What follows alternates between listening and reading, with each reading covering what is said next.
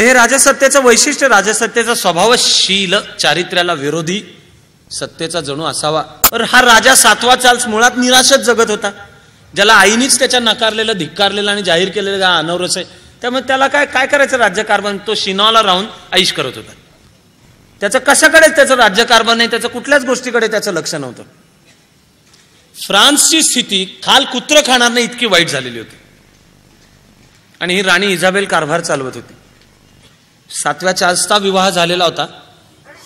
त्याची सासू ही सिसिली नावाच्या बेटाची राणी होती. सासूचं नाव योलांदे, क्वीन योलांदे.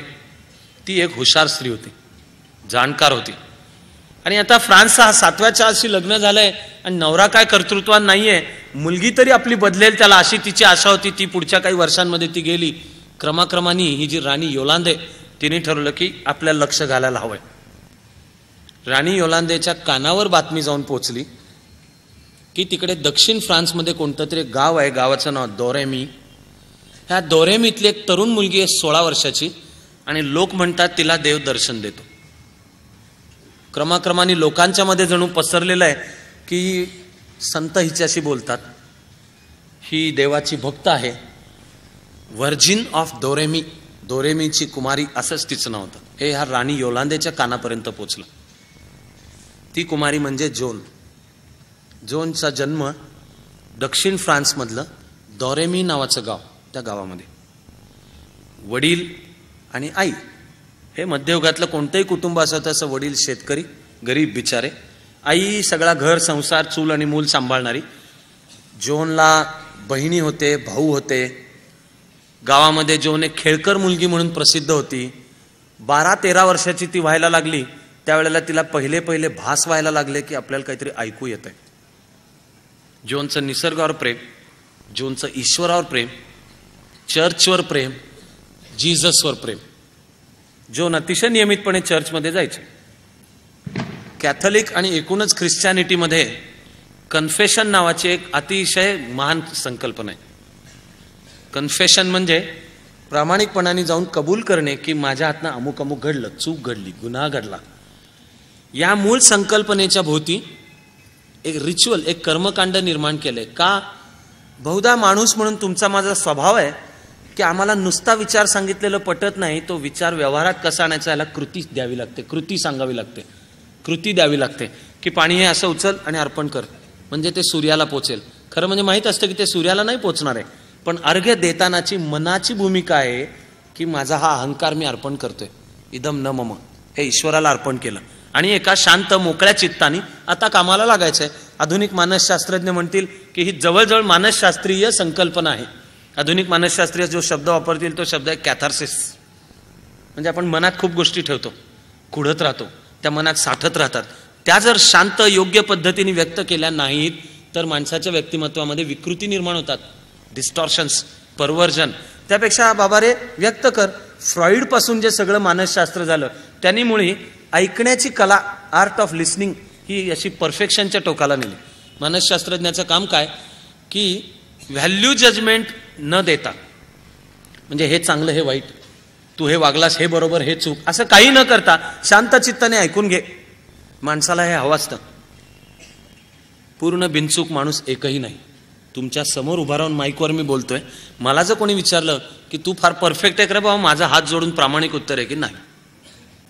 प्रामाणिकपणा माणूस एवढीच बाळगू शकतो की आपल्यातल्या मर्यादांचं भान असणे, हातून उद्या 4 चुका झाल्या तर त्या मान्य करणे आणि त्याची कबुली द्यायला कमीपणा न समजणे. कळलं की माझं अमुक अमुक चुकलं, पण मी मनापासून कबूल करतो चुकलं and get on with life, पुढे सरका. त्या चुकांवर जर अहंकार, काम, क्रोध, लोभ, मोह, मद, मत्सर आवरण घालत बसलो तर माझा विकास खुंटणार आहे. मग तो अहंकार आहे, तो खऱ्या विकासाला आडवा आहे. ख्रिश्चॅनिटीनी संकल्पना निर्माण केली कन्फेशन. हातून काहीतरी गैर घडलं, मनाला कळतंय गैर घडलं तर चर्चमध्ये जायचं. जिथे क्रॉस असायचा त्याच्या साईडला लाकडी जाळी करून अशी खोली केलेली असायची. त्या खोलीचे 2 भाग. त्या खोलीच्या पलीकडच्या भागाचं दार उघडून जर माणूस येऊन बसला तर तो चर्चच्या बिशपला मेसेज आहे, संदेश आहे की कन्फेशन करण्यासाठी कोणीतरी आलंय. मग त्या बिशपनी येऊन बसायचं. पण बिशपनी पण कसं बसायचं, बिशपनी पलीकडे कोण आहे त्याला बघायचं नाही. बिशपनी साईडनी बसायचं, मध्ये जाळी. बोलणाऱ्या माणसाकडे त्यांनी बघायचं पण नाही. बोलणाऱ्या माणसाने मनातलं जणू व्यक्त करायला हा ईश्वराचा प्रतिनिधी या नात्याने बिशपपाशी कबुली द्यायची की माझ्याकडनं हे घडलं. मग बिशप म्हणतो की तू दिलेली कबुली मी स्वीकारली, ईश्वराचा प्रतिनिधी या नात्याने मी ती ईश्वरापर्यंत पोहोचवेन, पण माय सन किंवा माय डॉटर, हे मुला किंवा मुली, आता तू काळजी करू नको, पापमार्जन झालेलं आहे, इथून पुढचं आयुष्य नीट जगायला लागतं. 12-13व्या वर्षी जोन ही अशी कन्फेशन देणारी म्हणून गावामध्ये ओळखली जायला लागली की मूळ इतकी पवित्र आहे की नुसता तिच्या मनात गैरविचार आला, काहीतरी घडलं तरी ती दिवसातनं 3दा बिशपला मी कन्फेशन द्यायला लागले. बिशपच जोनचा आवाज तर ओळखीचा झाला. संकेत हाही आहे की ते कन्फेशन गुप्त ठेवायचं असतं. त्या कन्फेशन मधली जी माहिती मिळेल ती कुठल्याही संदर्भात कुठेही कधीही अन्यत्र वापरता येणार नाही, हे धार्मिक बंधन त्या बिशपवर होतं. दिवसातनं 3-3दा येणारी ही जोन पापांची कबुली द्यायला म्हणजे काय द्यायला यायची, तर ती सांगायची की मी जाणारे गरीब काही लोक होती रस्त्यावरनं जाणारी, त्यांना शूज दिले, देऊन टाकले, जोडे देऊन टाकले. ऐकणारा बिशप म्हणतोय की अगं मुली हे काय पाप नाही आहे, हां जोडे दिलेस ना म्हणजे तू उलट पुण्य केलंस, दान केलंस, चांगली गोष्ट केली. तर मग जोन सांगायचे की नाही, जोडे माझ्या वडिलांचे होते आणि मी वडिलांची परवानगी न घेता ते जोडे जाणाऱ्या गरीब माणसाला देऊन टाकले. स्वभाव व्यक्त होतो, काय असेल हे व्यक्त होते. पण 12व्या-13व्या वर्षापासून जोनला व्हायला लागले भास. फ्रान्सच्या कॅथोलिक ख्रिश्चॅनिटीमध्ये हे 3 संतांना नितांत महत्वाचं स्थान आहे. ते केव्हा तरी आधीच्या शतकांमध्ये होऊन गेलेत. ते गोष्ट आपण ज्या काळात ऐकतो तेव्हा ते सदेह जिवंत नाहीत. संत कॅथरीन ही स्त्री, संत मार्गारेट ही पण स्त्री, आणि संत मायकेल. संत मायकेलचं तर स्थान त्याला ख्रिश्चॅनिटीच्या भाषेत म्हणतात आर्कएंजल. आर्कएंजल म्हणजे देवदूतांच्या मधलाही कोणीतरी वरिष्ठ प्रमुख, जसं आर्च बिशप तसं आर्च एंजल असा संत मायकेल. आणि जोनला असं वाटायचं की ते आपल्याशी येऊन बोलतायत. ती ते जाऊन कबूल करायची, कारण तिला पण धस्स व्हायचं की हे संत किंवा देवाचे दूत डायरेक्ट आपल्याशी कसं काय बोलतायत. 1000 वर्ष, या 12-13 वर्षाच्या जोनपासून ते 1000 वर्षाच्या मानवतेपर्यंत सर्वांना शिकवणूक मिळवली होती. त्या मिळवली गेलेल्या शिकवणुकीनुसार त्यांची पकड होती की ईश्वर माणसाशी डायरेक्ट नाही बोलत. ईश्वराने ज्याच्याशी संवाद करावा अशाने शुद्ध आयुष्य जगल्यानंतर तो जेव्हा त्याचा प्रतिनिधी होईल त्याच्या द्वारा बोलतो, ते म्हणजे चर्च, धर्मसंस्था, पोप पासून बिशप पर्यंतची. 13 वर्षाच्या जोनला जेव्हा असं वाटायचं की आपल्याला कॅथरीननी काही सांगितलं, संत मायकेलनी काही सांगितलं, धस्स व्हायचं, हे काहीतरी चुकीचं घडतंय. ती जाऊन कबूल करायची. गावचा बिशप हा काळजीत पडायचा की ही मुलगी सारखी आपल्याला सांगते आणि हिला तर वेड नाही ना लागलेलं, ही मानसिकदृष्ट्या अस्थिर तर झालेली नाही ना, आणि ती तर येऊन ठामपणाने म्हणते. बिशप विचारायचा तुला काय सांगितलं संत कॅथरीननी. जोन सांगायची संत कॅथरीननी मला सांगितलंय की एक सरळ मार्गी आणि पुण्यवान पवित्र आयुष्य जग, कारण ईश्वराला तुझ्याकडनं काहीतरी मोठं काम करून घ्यायचंय. ती येऊन ते बिशपला सांगायची. बिशपला काय माहिती नसायचं. समाज व्यवस्थेवर भूतक येतं, हे कोणते तरी आवाज येतात, वाणी आहे, ईश्वर सांगतो, त्या ईश्वराचे दूत हे एवढे एवढेच आहेत, ह्या सगळ्याच संकल्पना होत्या. पण कोणीही उठसूट उपटसुंब असेल तो येऊन जर असं म्हणायला लागला, आमच्याही देशाच्या दुर्दैवानी भगव्या वेशातली काही जी दुष्ट माणसं निर्माण होतात, कारण आम्हाला संस्कार आहे की भगवा वेश पाहिला की साष्टांग दंडवत, तिथे प्रश्न नाही विचारायचे. तुमच्या माझ्या देशाचं दुर्दैव आहे की या भगव्या वेशातले 1000तले 990 जण चोर, हरामखोर, दुष्ट आणि धर्माच्या नावाखाली फक्त स्वतःचा अफू, गांजा, चरस किंवा बदफैली चारित्र्य चालू ठेवणारे. विवेकानंद, रामकृष्ण किंवा धर्माचा विचार जो खरा ज्यांनी आपल्यापर्यंत आणून पोहोचवला ते ज्ञानोबा तुकोबा, या सगळ्यांचा मधला धर्म विसरणं आम्हाला सोपं होऊन बसतं. ख्रिश्चॅनिटीने त्याच्यावर एक क्रूर उपाय शोधलेला होता की हे असं डायरेक्ट ईश्वर कोणाशी तरी बोलतो ना, याचा अर्थ तो धर्मद्रोही आहे. हिअरसे म्हणजे तो चेटूक करतो, त्याला जारण मारण विद्या, ब्लॅक मॅजिक, आणि अशांना मग शिक्षा होती, त्यांची सुनावणी व्हायची. त्या सुनावणीला नाव होतं इन्क्विजिशन, म्हणजे चौकशी, इन्क्विजिशन.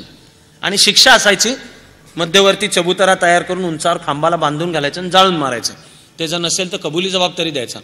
कबुली जबाब दिल्याने इन्क्विजिशन मधून सुटका होईल असं नाही, पण तुमचा आत्मा निदान सुरक्षित राहील. ख्रिश्चॅनिटीने पुनर्जन्माची संकल्पना मान्य केलेली नाही आहे. आता काही शास्त्रज्ञ आणि अभ्यासक म्हणतायत की 4थ्या शतकापर्यंत ती होती, पण ख्रिश्चॅनिटीमधून पुनर्जन्माची संकल्पना त्याच्या पुढे गेली. हे एक वेळ विवादास्पद असू शकतं आणि तूर्त आपण ते सोडून देऊ. आता जी ख्रिश्चॅनिटीची मेनस्ट्रीम तत्वज्ञान, फिलॉसॉफी, तत्वज्ञानाची धारा आहे, तिच्यात पुनर्जन्म ही संकल्पना नाही. एकदाच संधी माणसाला ईश्वरापर्यंत पोहोचायची, काय जी संधी आहे ती एकदाच. त्यामुळे याच आयुष्यात भलं बुरं जे व्हायचं आहे ते पापपुण्याचा जो झाडा द्यायचा आहे तो याच आयुष्यामध्ये द्यायचा आहे. ख्रिश्चॅनिटी आणि इस्लामही तेच म्हणतो की मरता त्यावेळेला तुमचा आत्मा एका ठिकाणी जाऊन थांबतो. कुठपर्यंत? तर ह्या सगळ्या विश्वाचं ज्या दिवशी नाश होणार आहे त्या दिवशी ईश्वर न्यायनिवाडा करणार आहे. त्याचं नाव आहे द डे ऑफ जजमेंट, निर्णयाचा दिवस. ईश्वर त्या दिवशी यू शॅल बी जज्ड, तुम्ही जे केलं ते, आणि चांगले वागलेले असलात तर स्वर्गात जाल, वाईट वागलेले असाल तर इटर्नल कंडेमनेशन, इटर्नल हेल, तुम्ही नरकामध्ये पडाल त्याच्यात. आणि आत्मा जर नरकात पडायचा नसेल तर मरण्यापूर्वी एकदा का होईना बाबा रे जे काही घडलं भलं बुरं ते कबूल करून मोकळा हो, म्हणजे भांडं स्वच्छ झालं. आता ईश्वरी कृपेला ग्रेस असा फार छान शब्द आहे त्याला, ईश्वराची कृपा, ग्रेस, याला तू तयार झालास तर मरताना तरी ठेवू नको. ख्रिश्चॅनिटीमध्ये सर्व कॅथलिक ख्रिश्चॅनिटीत संकेत आहे की निदान मरताना बिशपला जवळ बोलवा, जे काही आपल्याकडनं घडलं भलं बुरं, त्यातलं विशेषतः बुरं, चुकलेलं, कॉन्शियस, मनाच्या जाणीवेच्या पातळीला माहिती आहे की आपण वागलोय चूक, ते कबूल करून मोकळा हो. म्हणजे तो जो दिवस आहे when you shall be judged, तुमचा निवाडा केला जाईल, त्या दिवशी ईश्वर म्हणेल की ठीक आहे, याला जी मानवाचा देह दिलेली जी संधी होती त्याचं त्यांनी सोनं केलं, आता त्याचं ईश्वराच्या जवळ जाणे वगैरे. ईश्वराशी एकरूप होणे हे ख्रिश्चॅनिटीला मंजूर नाही. ख्रिश्चॅनिटी ईश्वर आणि ईश्वराचे बाकीचे सगळे आविष्कार यांच्यामध्ये एक शाश्वत द्वैतच मानतं. माणूसच ईश्वराशी एकरूप होतो. इंतहा ये है के बंदे को खुदा, भक्त हा ईश्वरच आहे, ही भारतीय संकल्पना आहे, ही भक्ती संप्रदायाची अद्वैताची संकल्पना आहे. ख्रिश्चॅनिटीत, इस्लाममध्ये ईश्वर आहे, तो निर्गुण निराकार आहे, तो व्यक्त होतो पण आपल्याला कळत नाही. त्याच्याशी एकरूप होण्याची भाषा हा तर सर्वात मोठा धर्मद्रोह आहे. ती जाऊन जोन हे सांगायची बिशपला, बिशप काळजीत पडायचा, लहान मुलगी आहे सोडून द्यायचा.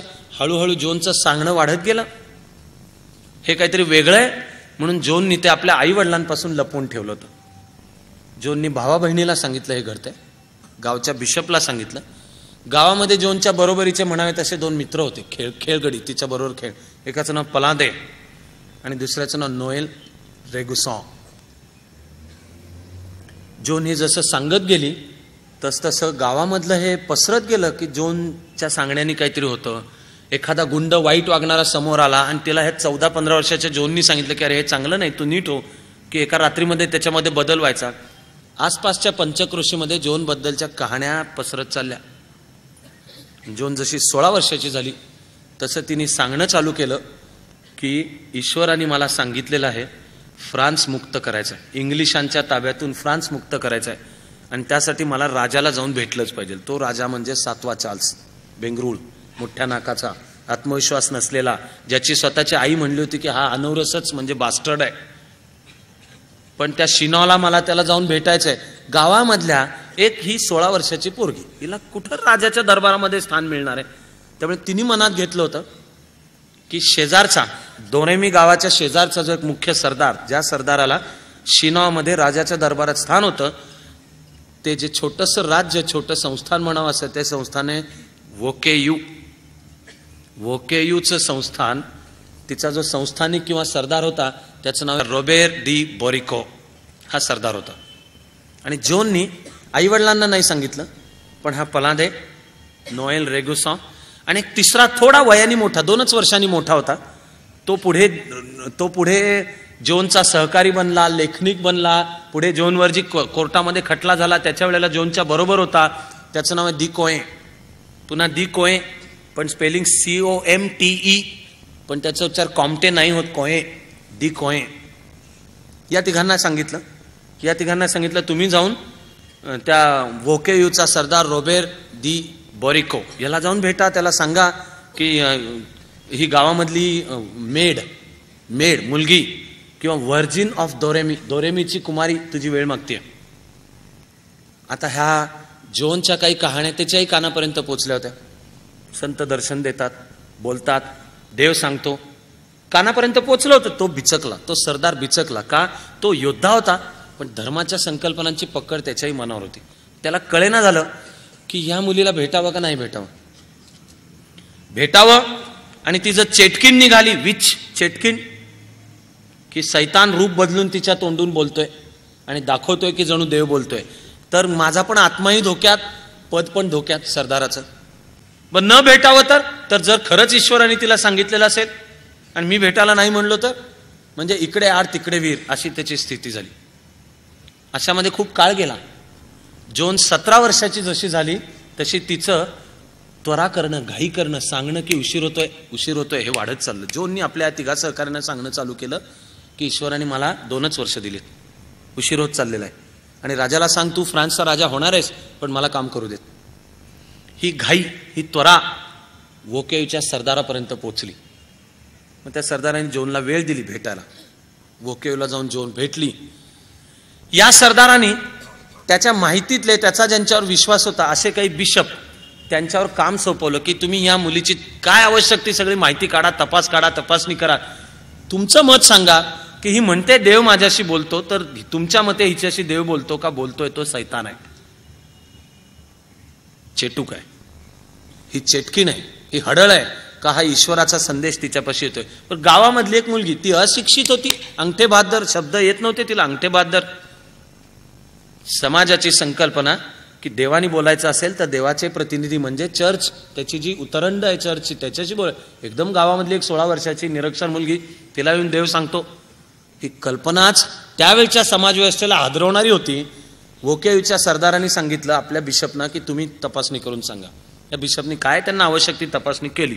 जोननी वोकेयूच्या सरदाराकडनं शब्द घेतला होता की तुझ्या तपासण्यांच्या मध्ये जर मी शुद्ध आहे, नीट आहे असं दिसलं तर मला तू पाठिंबा देशील का नाही, आणि मग माझी रवानगी शिनॉला राजाच्या दरबारात करशील का नाही. सरदारांनी शब्द दिला होता की या बिशपवर माझा विश्वास आहे, या अमुक बिशपनी जर तुला सांगितलं, क्लिअरन्स दिला, तर मी तुला बरोबर माझं सैन्य दिन, माझं पत्र दिन, आमचे सैनिक तुला शिनॉमध्ये घेऊन जातील, ते इंट्रोड्यूस, ते सांगतील की ही राजाला हिला भेटू. बिशपनी तपासण्या केल्या. जे काही बिशपला वाटलं ते त्या बिशपनी क्लिअरन्स दिला. वोकेयूचा सरदार रोबेर दी बॉरिको ह्याची खात्री पटली की काय काळजी करण्याचं आपण कारण नाहीये, हे जोन हिच्याशी ईश्वर बोलतोय असं दिसतंय आणि आपल्याकडचं काम आहे तिला राजापर्यंत नेऊन पोचव. त्यांनी ठरल्याप्रमाणे जोनला सगळी सामुग्री, अन्नधान्य, वाहनांची व्यवस्था, घोडागाड्या, बरोबर सुरक्षिततेची सैन्य, हे सगळे दिले. वोकेयू पासून शिनॉ 350 मैलावर होतं. फ्रान्सचा जर नकाशा डोळ्यासमोर आणला तर वोकेयू आणि शिनॉ याच्या मधून बर्गंडीचा प्रदेश आहे. बर्गंडीचा जो राज्यकर्ता म्हणजे ड्यूक ऑफ बर्गंडी इंग्रजांना सामील होता.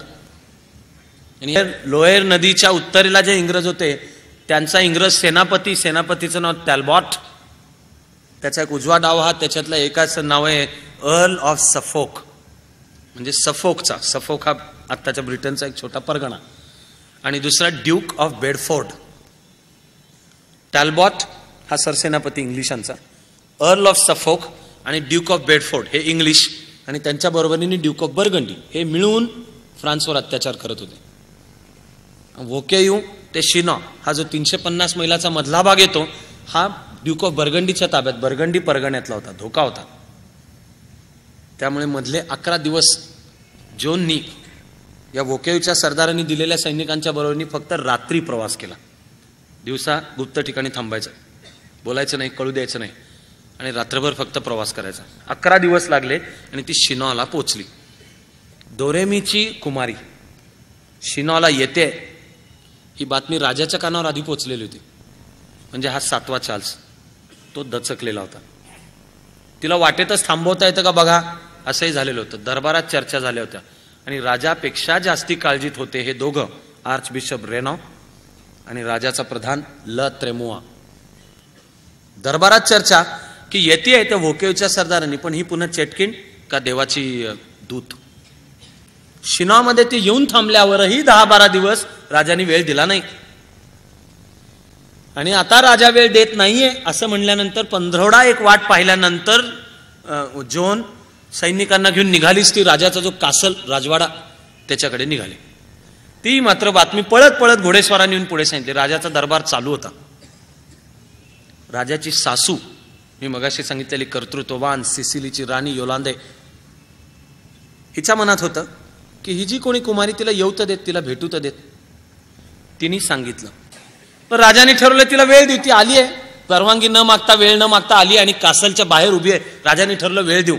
राजा म्हणायला लागला वेळ देतो. आर्चबिशप रेनो आणि ला त्रमुआ म्हणाले की थांबा थांबा, ती मारणार कशावरून नाही, तिला इंग्रजांनी कशावरून पाठवलेलं नसेल, तुमच्याशी एकट्याशी भेटायचं म्हणेल आणि प्रत्यक्ष येईल तलवार किंवा खंजीर घेऊन आणि तुलाच भोसकेल कशा नाही. राजा घाबरटच होता. मग ठरलं काय करायचं. मग ठरलं की राजाचं म्हणून जे सिंहासन म्हणजे खुर्ची आहे, तिथे दुसऱ्याच कोणाला तरी बसवायचं. त्यांनी नूर असा धारण करायचा की तो राजा, प्रत्यक्ष राजाने गर्दीत कुठेतरी उभं राहायचं. 7वा चार्ल्स तांत्रिक घटनात्मक दृष्ट्या अजून राजा नव्हता. त्याला फ्रेंच मधला त्याला शब्द होता दुफॉ. दुफॉ म्हणजे वारस, की तो दुफॉ वारस आहे, अजून राजा नाही झालेला, कारण त्याचा राज्याभिषेक अजून झालेला नाही. आणि कासलच्या दारात आलेली जोन विचारत होती की मला दुफॉला भेटायचं आहे. दुफॉ घाबरलेला, म्हणून तो जागेवरनं उठला. त्याच्या सिंहासनावर दुसरा कोणीतरी बसला आणि हा जो बेंगरूळ दिसणाराच मुळात 5-50 मध्ये सहज खपून जाईल, कोणाला त्याच्याकडे पुन्हा वळून बघावं असं वाटणार नाही अशा चेहऱ्याचा जो राजा होता, तो जाऊन गर्दीमध्ये जाऊन उभा राहिला. तिथे जोन आली. दरबारामध्ये चिडीचिप्प शांतता. मग ला त्रमुआनी जोनला सांगितलं की राजा समोर आहे, राजाला काय मुजरा कर. जोन त्याच्यापर्यंत गेली, अशीच थांबली. दरबारात सन्नाटा. मग जोन म्हणते की हा नाहीये राजा. दरबारातल्या सगळ्यांना धस्स. आणि इथून पुढे जोन जे सांगेल त्या सगळ्यावर तो चमत्कारच होता, आश्चर्य होतं, धक्का बसा अशी. पण म्हणून ही सैतानाची दूत का देवाची दूत? कारण चेटूक सैतानाच्या दूतालाही येतं. समोर बसलेला आहे तो राजा नाहीये, राजा कोणीतरी वेगळा आहे हे कळलं पाहिजे. राजाचा सेनापती जो होता, सरसेनापतीचं नाव दालासॉ, तो थोडा शहाणा माणूस होता. दालासॉ पुढे झाला आणि दालासॉने जोनला सांगितलं की समजा ठीक आहे राजा नाहीये, ओके, आम्हाला तुझी परीक्षा घ्यायची, ह्याच्यामध्ये जिथे कुठे राजा आहे तू बघ. जोननी सगळ्यांच्या चेहऱ्यावरनं नजर फिरवली. त्याच्यामधला हा जो दुफॉ 7वा चार्ल्स होता, त्याला तिने असं हाताला धरून पुढे केलं आणि त्याला सांगितलं तू इतका आत्मविश्वास कमी असण्याची गरज नाही. ईश्वराचा तुला संदेश आहे की तू फ्रान्सचा राजा होणार आहेस. त्याचे खांदे पडलेलेच, चेहरा पण पडलेलाच. ला त्रमुआ आणि आर्चबिशप रेनो सांगतायत की आता झालं ना आता. मग जोन सांगते की अजून नाही झालेलं. खास राजाला सांगण्यासाठी काही संदेश आहे, तो संतांनी आणि ईश्वरांनी सांगितलाय, तो राजालाच, मला त्यालाच सांगायचं. मग राजा म्हणला ठीक आहे, कासलची आतली खोली खलबतखाना तिथे जाऊ. त्याच्याबरोबर ला त्रमुआ आणि आर्चबिशप रेनो यायला लागले. जोननी त्यांना थांबवलं की नाही, मला देवाचा संदेश जे सांगायचं त्या राजाला एकट्यालाच सांगायचं. राजा घाबरलेला. एकटं खलबतखान्यामध्ये खोलीत कुठे जा. मग तडजोड यावर ठरली की दरबार भरलेलाच आहे, दरबाराच्या एका कोपऱ्यामध्ये जा, त्या कोपऱ्यामध्ये कानात जोननी राजाच्या सांगायचं. सगळ्या दरबाराचं राजाकडे लक्ष होतं. तो बेंगरूळ चेहऱ्याचा, पडलेल्या चेहऱ्याचा, पडीक व्यक्तिमत्वाचा, आत्मविश्वास हरवलेला राजा खांदे पाडून जोनचं ऐकत होता. दरबाराने एवढंच पाहिलं की काहीतरी जोन जे सांगते ते ऐकत असताना या राजाचा चेहरा उजळत गेला. पडलेले खांदे सरळ होत गेले, ताठ होत गेले. तो राहायला उभा. त्यांनी निर्णयच दिला त्यानंतर की तुझ्याबरोबर मी सैन्य देतो. दरबाराला कळलं नाही काय झालं. आजपर्यंत पुराव्याने म्हणाल तर अजूनपर्यंत कळलेलं नाहीये की तिने कानात काय सांगितलं. पुढे जोनवर जो खटला झाला त्याच्यावर वारंवार तो खटला करणारा जो बिशप कोशॉ, त्यांनी जोनला सांगितलं की तू कानात त्याच्या काय सांगितलं ते सांग. आणि जोननी सांगितलं ते त्याच्यासाठी होतं, तुझ्यासाठी नाही. तुला सांगायला ईश्वराची मला परवानगी नाहीये, ते राजासाठी होतं. जे आहे ते सांग. कसं बाहेर आलं ते गोष्टीमध्ये आपण पुढे ऐकणार आहोत. पण हिने कानात राजाच्या काहीतरी सांगितलं आणि राजाला आत्मविश्वास सापडला आणि राजाने सांगितलं देतो सैन्य. पुन्हा ला त्रमुआ आणि आर्चबिशप रेनो मध्ये पडले की सैन्य देतो ठीक आहे, ही घेऊन ब्रिटिशांनाच कशावरून नाही मिळणार. हिला पाकिटं कशावरून मिळालेली नसतील, कारण ह्यांना मिळत होती. युद्ध न करण्यासाठी, ब्रिटिशांशी तडजोड करण्यासाठी ड्यूक ऑफ बर्गंडीच्या द्वारा यांच्यापर्यंत हप्ते पोचत होते. त्यामुळे ती कशावरून नसेल, गुप्तहेरच कशावरून नसेल, पैसा आणि सैन्य घेऊन कशावरून नाही जाणार, आणि अजून काही तपासण्या झाल्या पाहिजेत. फ्रान्सची आधीची राजधानी पॅरिस हातातून गेल्यानंतर जे शिनॉला राजधानी झाली त्यावेळेला जे पॅरिसचा धर्मगुरू, म्हणजे तो खरं म्हणजे फ्रान्सचा मुख्य धर्मगुरू म्हणजे आर्चबिशप, तो आर्चबिशप जो फ्रान्सचा मुख्य आर्चबिशप तो पॅरिसहून निघून आला होता. या शिनॉच्या जवळ एक दुसरंही विद्यापीठ होतं, विद्यापीठाचं नाव आहे पॉतिये. फ्रान्सच्या इतिहासामध्ये या पॉतियेला पुढे खूप महत्त्व आहे. पॉतिये काही लढाया गाजल्या, अनेक कारणांनी गाजले, तत्वज्ञान, अभ्यासक, कला, संगीत या सगळ्या करता. पॉतियेचं जे विद्यापीठ तिचा प्रमुख होता हा आर्चबिशप गेलू. आर्चबिशप रेनॉ आणि ला त्रमुआ यांनी मिळून राजाला सुचवलं की ते वोकेयोच्या सरदारांनी तपासण्या घेतल्या, पण तो शेवटी बिशप म्हणजे तो स्थानिक पातळीचा धार्मिक ऑफिसर होता, आपण आर्चबिशपकडनं तपासणी करून घेऊ. राजाने पॉतियेचा आर्चबिशप गेलूला पत्र दिलं की या कुमारीची जी आवश्यक ते सगळी माहिती काढा, तपासण्या करा, तुमच्या धर्माच्या नुसार ज्या चिकित्सा करायच्या आहेत त्या सगळ्या करा, आणि आम्हाला तुमचा अहवाल, तुम्हाला याच्यावर काय म्हणायचं आहे ते आम्हाला सादर करा. या सगळ्यामध्ये 7-8 महिने गेले. जोनची तपासणी झाली, सर्व प्रकारच्या तपासण्या झाल्या, तिचे प्रश्न, हा कोण बोलतो, कॅथरीन म्हणजे कोण, वगैरे वगैरे असे सगळे सुद्धा विचारून झाले. त्यामध्ये धर्मशास्त्राचा एक प्राध्यापक होता, सोरॉ असे त्याचं नाव, प्राध्यापक सोरॉ. एक 17 वर्षाची मुलगी ज्या पद्धतीने बोलते, उत्तरं देते, ती मुळात निरक्षर आहे, तिचा काही धर्माचा फार अभ्यास आहे असं नाही, धर्मशास्त्र थिओलॉजीचा तिने काही फार अभ्यास केलेला असं नाही, तरी ज्या आत्मविश्वासाने हे पॉतियेचं जे चौकशी मंडळ होतं त्याला ती उत्तरं देत होती. त्यामुळे पॉतियेचा हा आर्चबिशप गेलू, सगळं चौकशी मंडळ, हिला जोनबद्दल कौतुक तर वाटतच होतं, पण असा कोणीही ग्रुप असला की जळणारा कोणतरी एक असावाच लागतो ना तिरक्या डोक्याचा, तो हा होता, हा प्राध्यापक सोरॉ. त्याची जळजळच होती की ईश्वर या मुलीशी कसं काय बोललाय, माझ्याशी कसं काय नाही बोलला. आयुष्यभर मी धर्मशास्त्राचा अभ्यास करतोय, फ्रान्सचं भलं झालं पाहिजे आणि हा राजा होणार आहे आणि इंग्रजांना इथून जावं लागणार आहे, 100 वर्षातले 90 आपण हारत आलेलो आहोत. आता ही एक 17 वर्षाची पोरगी, अपस्टार्ट म्हणजे उद्धट पोरगी सांगते की देवानी मला सांगितलेलं आहे. यांनी उलट तपासणीमध्ये जोनला वेडेवाकडे प्रश्न विचारणं चालू केलं. यांनी विचारलेला प्रश्न होता की देवदूत तुझ्याशी कोणत्या भाषेत बोलतात. जोन म्हणली फ्रेंचमध्ये बोलतात. जोन म्हणली ते काय इंग्लिशमध्ये बोलतील काय, ते आपल्या बाजूचे देवदूत आहेत, इंग्लिशांच्या बाजूचे नाही आहेत. हा प्रोफेसर शुराव म्हणाला की अरे वा, त्यांना फ्रेंच येतं वाटतं. जोन म्हणाली तुमच्यापेक्षा जास्ती चांगलं येतं.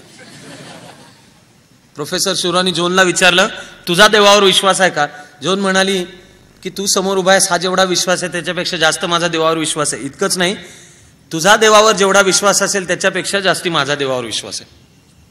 मग ह्या प्रोफेसर शुरावनी विचारलं की मला पुरावा पाहिजे, साईन, काहीतरी खूण, देवानी तुला हे कार्य सांगितलेलं आहे याची मला काहीतरी खूण पाहिजे. जोन म्हणाली की राजांनी मला सैन्य देऊ द्यात. ओर्लॉ हे लोआर नदीच्या काठावरचं एक महत्वाचं ठाणं, त्या ओर्लॉला ब्रिटिश आणि बर्गंडीचं सैन्य वेढा घालून बसलेलं होतं. ते युद्धशास्त्राच्या दृष्टीने मोक्याच्या ठिकाणी होतं. जोन सांगत होती की मला तुम्ही परवानगी द्या आणि राजाला म्हणा माझ्याबरोबर सैन्य दे, ओर्लॉचा वेढा मी त्यानंतरच्या 7 दिवसात उठवून दाखवते. ती खूण, साईन हवे ना, ईश्वराची खूण हवी ना, ती खूण. प्रोफेसर सुरॉ सकट पॉतियेचं हे जे चौकशी मंडळ होतं आर्चबिशप गेलूच्या नेतृत्वाखालचं, त्यांनी सर्टिफाय केलं की ही शुद्ध आणि पवित्र कुमारी आहे, हिला संतांनी दर्शन दिलेलं आहे. ती जे सांगते की ईश्वराने मला फ्रान्स मुक्त करण्याचं काम सांगितलेलं आहे ते आम्हाला जे कळतं त्याच्यानुसार ते खरं आहे. म्हणून चर्चनी, आर्चबिशप गेलूनी जोनला पुरुषाचा वेश दिला, योद्ध्याचा, चिलखत, शिरस्त्राण, पुरुषाचा वेश. या आर्चबिशपनी परवानगी दिली की स्त्रीचे जे लांब केस असतील ते कापून युद्धाला अनुकूल जे आहेत असे म्हणजे छोटे केस असे करायला परवानगी दिली. लढाईच्या मैदानात जायला परवानगी दिली. हातामध्ये तलवार बाळगणे हा तत्कालीन समाजव्यवस्थेमध्ये स्त्रीचा अपराध होता, कारण स्त्रीचं स्थान ठरलेलं होतं की तिने म्हणजे चूल आणि मूल, पुरुषाचं ऐकायचं, घराचा प्रमुख म्हणजे पुरुष. आता चर्च आर्चबिशप गेलू परवानगी देतोय की या 17 वर्षाच्या मुलीनी घोड्यावर बसलेलं चालेल, हातामध्ये ध्वजा घेतलेली चालेल, तलवार घेतलेली चालेल, पुरुषाचा वेश आणि शिरस्त्राण घातलेलं चालेल, केस बारीक कापलेले चालतील, म्हणजे मग चिलखत शिरस्त्राण पण तिला घालता येणार, हे सगळं त्यांनी सांगितलं. एकदा का आर्च बिशपचा निर्णय आला की आत्तापर्यंत असलेला गलित गात्र फ्रान्सच्या फ्रान्स पेटून उठला. लोक धर्मश्रद्ध होते, 90 वर्ष ब्रिटिशांच्याकडून सतत हारत होते. आता जो आर्च बिशप शिल्लक होता तो सांगत होता की तो सर्टिफाय करत होता की हिच्याशी देव बोललेला आहे. ती जे म्हणते देवानी सांगितलेलं आहे, हे ईश्वराचं कार्य आहे. निराश असलेला, गलित गात्र असलेला, एरवी भ्रष्ट दुष्ट राज्यकर्त्यांच्या ताब्यात असलेला, हताश आणि विवश, आपण काही करू शकत नाही असं वाटणारा जो जनसामान्य फ्रेंच होता तो पेटून उठला. ते बळ जोनच्या पाठीशी उभं राहिलं. तत्कालीन पद्धत होती त्यानुसार जोननी तिची एक ध्वजा तयार केली, ती प्रत्येक सरदाराची असेल. जोनने एका कलाकाराला गाठून जी ध्वजा तयार केली ती होती लांबलचक 3-4 मीटर लांबीचा सिल्कचा एक पडदा होता, पट्टी. पण त्या शुभ्र सिल्कच्या पट्टीवर लिलीचं फूल होतं. लिलीचं फूल हे फ्रान्सचं राष्ट्रीय सिंबल आहे, प्रतीक आहे. लिलीचं फूल हे शांतता, सौंदर्य, नाजूकपणा, कोमलपणा, माणसातलं प्रेमाचं नातं, या सगळ्याचं जणू रूप आहे. जोनला आपली पांढरी शुभ्र सिल्कची ध्वजा, तिच्या एका बाजूला शब्द लिहिले होते जीसस मारिया आणि दुसऱ्या बाजूला लिलीचं फूल होतं. ती ध्वजा घेऊन जोन युद्धाच्या मैदानात जाणार होती. तिला हेच म्हणायचं होतं की इंग्लिश हे आपले शत्रू नाहीत, पण तुम्ही आमच्या भूमीवर आहात, इथून परत जा, तुम्ही तुमच्या भूमीवर जा, आम्हाला आमच्या भूमीवर राहू द्या. आज मराठी भाषेत ते शब्द ऐकताना आपल्याला वाटतं सहज फ्लोमध्ये प्रवाहात येणारे शब्द आहेत. या शब्दांच्या मुळाशी काही फार वेगळं लपलेलं आहे. त्यावेळपर्यंत ही म्हणजे आमची भूमी, ते आम्ही म्हणजे कोण, म्हणजे फ्रेंच. आणि तुम्ही तुमच्या भूमीवर जाते, तुम्ही म्हणजे कोण, म्हणजे इंग्लिश. ही मानवी समूहाची संकल्पनाच अस्तित्वात नव्हती. संकल्पना होती राजा, संकल्पना होती फ्युडॅलिझम, सरंजामशाही. आता ह्या 17 वर्षाच्या मुलीच्या तोंडून ईश्वराच्या द्वारा यायला लागलं की नाही, हा आमचा देश आहे, राष्ट्र आहे, ते आहे फ्रान्स, ते तुम्ही ताब्यात ठेवलाय निम्मा भाग, तुम्ही जा, कारण तुमचंही राष्ट्र आहे, ते म्हणजे इंग्लंड. मानवाच्या आधुनिक इतिहासामध्ये राष्ट्रवाद, राष्ट्रीयत्व, राष्ट्र ही संकल्पनेचा जो आधुनिक जन्म आहे तो या 17 वर्षाच्या मुलीपाशी चालू होतो. आणि त्या मुलींनी सांगणं चालू केलं, म्हणजे ती मुलगी त्यावेळच्या समाज आणि राज्यव्यवस्थेच्या सगळ्याच भागांना आव्हान होती. तिचं अस्तित्व, तिचं जगणं, तिचं श्वास घेणं हे आव्हान होतं. कारण धर्माची सत्ता होती आणि सगळा चर्च त्याची उतरंड ती नाकारून ही 17 वर्षाची मुलगी म्हणते ईश्वर माझ्याशी बोलतो. आणि दुसरी होती सरंजामशाहीची एक उतरंड, ती पण नाकारून ही मुलगी म्हणते की असं काही नाही, सामान्य जनता, लोक पेटून उठलेले, ही आमची जमीन आहे, तुम्ही सोडून निघून जा. या विचारातच क्रांतिकारकत्व आहे. त्यामुळे ती 17 वर्षाची मुलगी धोका बनून बसलेली होती सर्व प्रस्थापितांची. तिने आपली ध्वजा तयार केली. आता हवी होती लढाईच्या मैदानात जायचं असेल तर तलवार.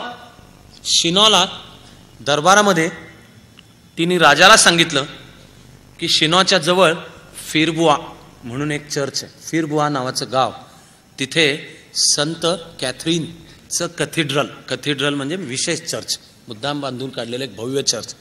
तर त्या संत कॅथरीनचं जे चर्च आहे तिथे जमिनीखाली एक तलवार आहे, ती मला माझी तलवार म्हणून पाहिजे. आता जोनला तुला हे कसं कळलं? वाणी, व्हॉइसेस, मला येणारे आवाज, मला संदेश आहेत, त्यांनी सांगितलं. राजाचे दूत दौडत तिथे गेले. फिरबुआचं हे जे चर्च आहे ॲबे संत कॅथरीनचं, तिथे जमिनीखाली त्यांना तलवार सापडली, गंजलेली तलवार होती.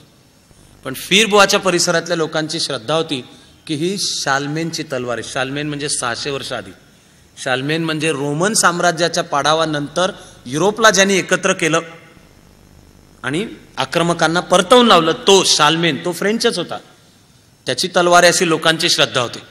आणि आता तर कहाण्या आणखीनच पसरल्या की आता तिला पोतियेच्या धार्मिक चौकशी मंडळांनी पण सांगितलंय की हिचे हेतू शुद्ध आहेत, हो ईश्वर हिच्याशी बोलतो, हो संतांनी तिला दर्शन पण दिलेलं आहे आणि ती वाणी, संतांचे व्हॉइसेस, आणि त्यांनी हिच्यावर ही जबाबदारी सोपवली. तेव्हा राजा तिला बॅकिंग दे.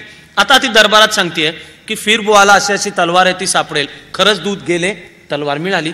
फ्रान्समधली जी चैतन्याची लाट होती ती आणखीनच वाढली. जोननी सांगितलं की सगळ्या सैनिकांनी आधी कन्फेशन द्यायचं. ते कन्फेशन देताना मनात प्रतिज्ञा घ्यायची की आत्तापर्यंत घडल्या चुका, आता निदान जितेजीक करणार नाही चुका. त्यामुळे पाप निवेदन, कन्फेशन द्यायचं.